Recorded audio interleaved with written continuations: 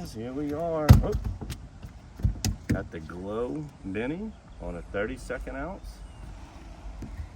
And we are doing our first Sacalait fishing. Day one in a very long time of catching these beautiful fish right here. We're gonna go over all kinds of different tips and techniques on how to find these little guys. As it's spawning season, it looks like we might have found them shallow this morning. Look at that slabber right there, boy. Look at that slabber. Ooh, get on up here, boy. Look at that big fatso. All right, so what I've learned in my life, crappie fishing. Two of the best months to do it, probably February and March. That's right when that spawns in full swing. If it's a real cold day, we'll fish them deep, get off the shoreline. But on the warmer days, if you can catch them suckers spawning up in brush piles and like that 1 to 4 foot of water, it's really, really fun, really exciting, real easy to do. And I like to simply put the Matrix Mini on one of our lighter jig heads and just go a foot, 2 foot, depending on the depth, under a cork, and just watch these puppies take that cork down. Chaz actually alluded to something that we talked about at this time of the year. You know, here's another nice fish. This time of the year, these fish will, these fish will get up shallow. February, March is their spawning time. These fish will get up shallow. Look at it, look at that belly. Big old fat belly. They're laying up in these coves. You know, when they come up to spawn, they're gonna get in these shallow coves in about 5, 6 foot of water, you know, to get on their beds. And when you find them on the beds, you know, I mean, you probably, you know, you can just catch 40 or 50 of them like this, you know, beautiful fish. Good female, fat. She got eggs in her, so she's laying up on these beds right now. That's a bass, ain't it? Is it a bass? Oh, Nope. buddy. No, it ain't. Look at this slab. Look at that slab. That's what we talking about. That's what we looking for.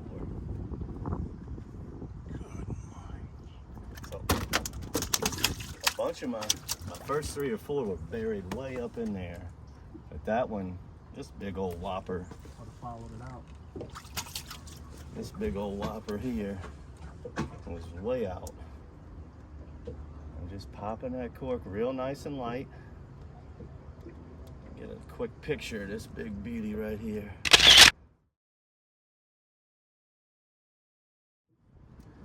That's an awesome, awesome fish. Let me put this one in the well. When you get on a roll with crappie, you want to go over and over and over again. Try not to spook them.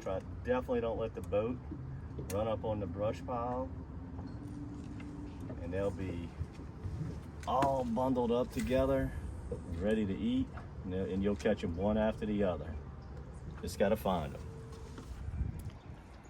All right, so I'm getting it way up in that brush, almost as close as I can. There he is. Messing with the trolling motor, and he dunked it, boy. Dunked it. That's it in a nutshell. Oh, look how dark this one is. That's a male. Look at that one. When they're dark like that, Chris knows more about this than me. When they're pitch dark like that, that's the males. And these are all black crappie that we catch in here. The whites, they look relatively similar, but it's more of like a pure striped pattern going up and down rather than just speckles all over the place. But that's a male Sacalait, aka crappie, aka white perch.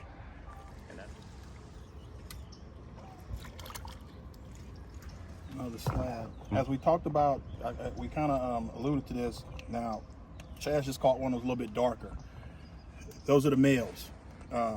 They are going to sit around those beds just like this. Once these females lay the eggs, the males, you're going to typically catch more males after the spawn. Females will go off.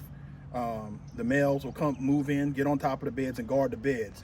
You'll catch just as many males as you're going to do females, because they're typically sitting there trying, just like a bass, they're guarding that bed, and they're going to push that bait, try to get that bait out of there or attack it, and you move it out of there, and you're still going to catch it. But this is another female. You know, you can tell how light she is in here, where the male is going to be a lot darker. He's going to be a lot green, like that dark forest green, and this one's going to be a lot lighter. That's another beautiful fish.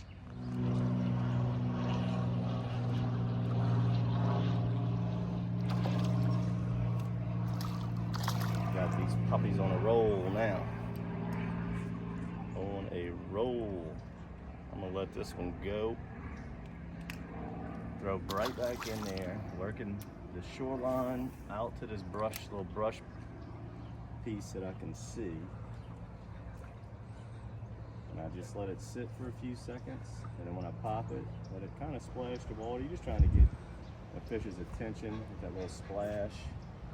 You know, right now is the time of the year when these fish, you know, especially these big females, are going to get in these little dead ends where it's about 4 or 5 foot of water, and start fanning them beds. You know, one of the main things you got to look for is structure. That's one of the biggest things. You know, those treetops that's sticking in the water provides them with cover and safety. You know, stumps, obviously, but we're catching, all of our fish are coming out of that 4 to 5 foot of water range right now. Water temperature right now is about 66, where we're fishing at, which is the perfect water temperature for them. That's just going to signal them to go into that spawning mode. You know, we're varying when it comes to color and size of baits. We've been catching some on the chartreuse, lemon head, some on the glow. We've been using heavier jigger heads, bigger jigger heads, trying to figure out what they actually want. But you know, like this time of the year, definitely go get you some of these bad boys right here. Matrix Shad minis. I'll tell you what, you can't go wrong with them. It's crappie time. It's crappie season. All right, so I got a little 32nd ounce. You don't need nothing heavy when you're fishing this shallow. I got no cork this time, so you can do different things. You can kind of bounce it in, let it get to the bottom, bounce it. Or you can do just like a straight retrieve. You could clip on a little beetle spin and do this. That's a great way to locate them. Is it like a little beetle spin? That way you can cover a lot of water, fish fast, and when you catch 1 or 2 on the spinner, you know you can come back with the cork and you know, kind of hone in on the area.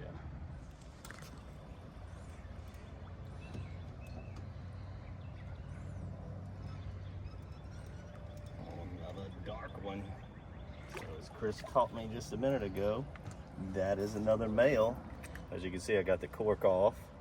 Made a few casts without a bite, so I just slipped the cork off, let it sink a little bit further.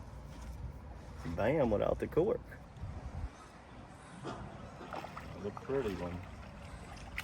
Another pretty one. All right, so now the last couple I caught without the cork, and that's what you want to do when you're working a bed over and over, grinding on them. You know, if that bite slows up, come off the cork if you want. Try just jigging it deep, change up colors. You know, the first several we caught was on glow. Now I switched to the lemon mini. They're all fabulous. I love all of our colors. This is one of our greatest baits we've ever designed for Matrix. We use this for so many things. If you saw in our one of our last episodes, caught rainbow trout on these. We've caught tons of speckled trout on these. Great night fishing bait. Crappie, love them. Just a very versatile bait. You can tight line it, put it under a cork, put it on a spinner. You can do it all. That paddle tail, it just flips perfectly. But I hope you enjoyed this episode of DockSide TV. Make sure to subscribe to the Matrix Bait Box. Get your hands on all of this ultralight tackle. Our Matrix Minis, our Golden Eye jig heads, the mini jig heads, some of them little beetle spins that we clipped on from H&H for the rainbow trout. You know, today we were using a lot of it under a cork and just simply on a jig head.